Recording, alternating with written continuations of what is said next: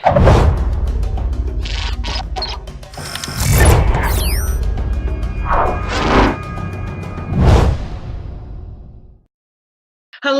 I am Tara Omatosho, your host for Inspired into Action, where we interview women who are taking action in their business. Today, I am interviewing Kymberlee Page. How are you doing today, Kymberlee? Hi, Tara. Thank you for having me. I'm doing fine today. That's good. I'm glad that you're able to come on and share with listeners about who you are and what it is that you do. Can you tell them more about who you are? Absolutely. So I have been in the IT industry and product management for the last 18 years. So I've been everywhere from, hey, this is an idea that we can do, all the way to execution. And during that, you learn a lot about business, you learn a lot about customers, you learn a lot about staff. Over the last 18 years, I've had about 100 to 200 indirect and direct reports. And so I've learned a lot about people. I've learned a lot about how to get them motivated to do the right thing, get them motivated to give 100 or 110% when you need it, and really make it a win-win situation. And so that has kind of inspired me over the years, especially with my direct reports. I've always said, what do you want to do in your career? What are you interested in? What motivates you and inspires you? And let's make sure we're giving you those opportunities to do that. And I've done that so much that even when I leave a job, my old staff or my old peers will call me and say, can I still call you for some career advice? So that's what motivated me to say, you know what, I think it's time to take this to the next level. Instead of just doing this ad hoc, why don't I help more people really understand what's the best career options for them? It's not just about education. It's not just about the experience that you have. It's what's going to be the best fit for you. And that's what's hard, because most career coaches and most career counseling sites don't talk about that. They just say, oh, you have a college degree? Oh, you want to do engineering? Great. They don't really understand that, hey, I'm also an extrovert. And so if I have to work by myself for the next 6 months, I'm not going to be happy. And so my company called Breaking the Glass is breaking that personal glass. What's that ceiling that's keeping you from going to your next level? And let's break that. So we take time and we really figure out, what is your personality type? What makes you motivated to go to work, to be happy, to smile during the day? And now let's start pairing that with different career opportunities that are out there and teaching you how to define success for yourself and not letting someone define it for you. Oh, that's great, because I hear so many keywords and all that you're describing, because a lot of us just go to school with something that we're interested in, and we take on that major, not really deciding if this is what we should be doing in life. You know, I have student loans that tell me that because I'm totally not doing what I went to school for, even though I loved it, but I don't think it was a good fit for the long run for my life. But Kim, you have an offer. What's your offer that you are proposing to the listeners out there?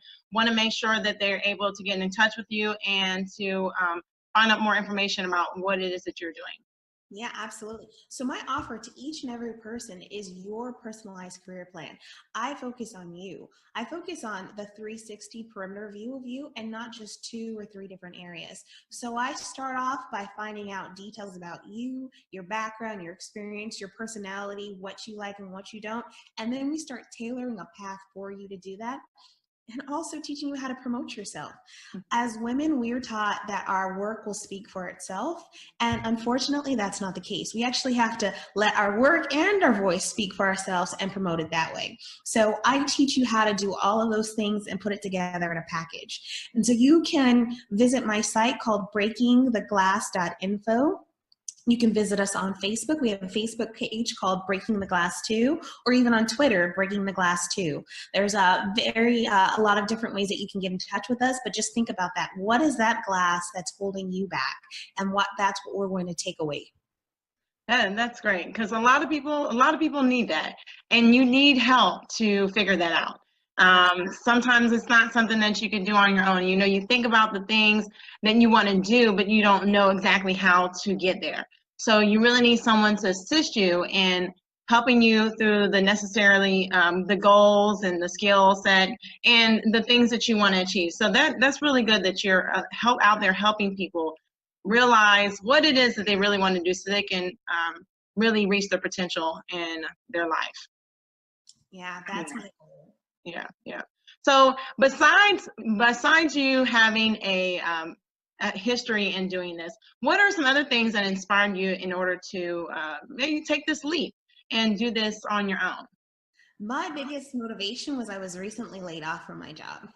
And people have been telling me for years, Kim, start your own business, start your own business. And I think this was God's way of saying, I've been telling you passively for the last 10 years to do this. And finally, it just kind of dawned on me. I was like, okay, as I was leaving and being laid off, so many people reached out to me. They're like, hey, we're going to miss you. Can you please keep in touch with me? I'm going to need your help. And I said, you know what? This is the perfect time for me to do this. I have time on my hands and I can really dedicate the time and effort and energy it's going to need for me to get this off the ground. Yeah, yeah. Yeah, oftentimes, when things like that happen to us, whether we're laid off or that, life just shifts, we're able to focus on what it is that we're really supposed to be doing. And that's great that you're taking this time to do it. A lot of times, people get laid off from a job and then they're quickly looking for another job, even though they know that they're supposed to start their own business. They know they're supposed to be out there working for themselves or producing or being creative on their own, but they're just, for whatever reason, and no judgment to anybody, just, it happens to everybody. It happens to everybody. But hopefully from this interview and hearing what Kim says to you will inspire you to take those steps that are necessary in order to start your own business or to reach those goals, those things that you always wanted to do, but you, for lack of time, lack of money, lack of resources, you just didn't do. Absolutely. Yeah. So what are some things that you can share just in the time that you've been in business and the time that you worked in this field, some challenges? What are some challenges that you've even experienced in this time that you've been off and getting started? What are some of the challenges have came up in the process of starting your own business? Can you share some of those challenges and how you were able to move past those challenges and continue to reach your goal? Yes, yes. I think one of the biggest challenges is it's time consuming. When people say you're going to start your own business, you have this 8 to 5 mentality of like, okay, well, I'm going to turn that off. Your own business, it's almost 24 hours. So sometimes at like 5 o'clock in the morning, I'm like, oh, I need to do this. And I get up and I go. So it's really kind of making sure that I'm setting my own work-life balance. Even though it's for my own company, I still have to have that balance and make sure that I'm spending time resting and relaxing and recouping so I can give 100% and not be wore down. So I think that's one of the biggest challenges. Another challenge is everyone now, especially since it's your own business, has their own suggestions for you and their own critiques for you. And so it's really appreciating everyone's enthusiasm around what you're doing, but also understanding, okay, how does their suggestions help you with your goals and objectives that you're trying to achieve? Right. And just making sure that they are, and taking them and saying, okay, that's great, but I don't necessarily need to move forward with that. I will take that advice and keep it in my background so I can think of it. So I think those have been the biggest challenges that I've had thus far, and just really every day is a new learning opportunity. So every day you learn a little bit more about the clients that you're trying to work with, the environment, marketing, money, and all of those different things. So it's just being prepared to learn and adapt. Right. That's what my mother-in-law says, taking the meat and spitting out the bones, getting the substance or the nutrients that you need from whatever someone suggests. And maybe it's not for that time, and maybe for a different season, but at least pack it, like you said, in the back and say, hey, I'll pull that out for another time is always helpful. I mean, a lot of people want to see people win. You know what I'm saying? So I take that as when people even give me advice about things I'm doing, I'm like, thank you. I take it as, I know you want to see me win. So I take what you say and then I write down what is applicable to me. And then the other stuff, I'm like, okay, well, that may have been another idea for another time or somebody else. Or maybe it was the reason why I heard that and maybe all of it doesn't apply to me, but it's good for someone else. So, yeah. So in regards to just starting a business and just really putting yourself out there, what are some skills that you feel that people need in order to do that in this day and age? One big skill skill is innovation. You have to think outside the box Yeah. because there's tons of career coaching and career counseling centers out there. So what is going to make my services different? And so you have to start there as the biggest number one thing. Number two is perseverance. You cannot just give up with the first hiccup because there are bumps and thorns and rocks in the road. And so you have to be able to say, okay, I hit a bump. What did I learn from this bump? What am I going to do differently moving forward? And how am I going to be successful? And so taking that advice that you would do at any job and doing it for yourself. I think those things. And then two, constant change. So you have to be willing to change. The cheese changes every single day. And so you have to be aware of what the market's doing and how you need to adapt to it. And so those are, I think, the three biggest skill sets needed for people to be successful with their own business. Yeah. And one thing you said earlier, you were saying you have to really turn the 8 to 5 or 9 to 5 hat off because it is your own business, and you still have to have some type of structure, but you want to make sure that you are, not working in your business like you would on a job, but you're really trying to evolve your business. You're like you said, thinking outside the box, making sure some things are in place that whenever you do decide, you don't want to be in business 24 hours a day. You want to have some time for your family, time for your friends, or whatever it is that you find enjoyable in your life. You want to have that time.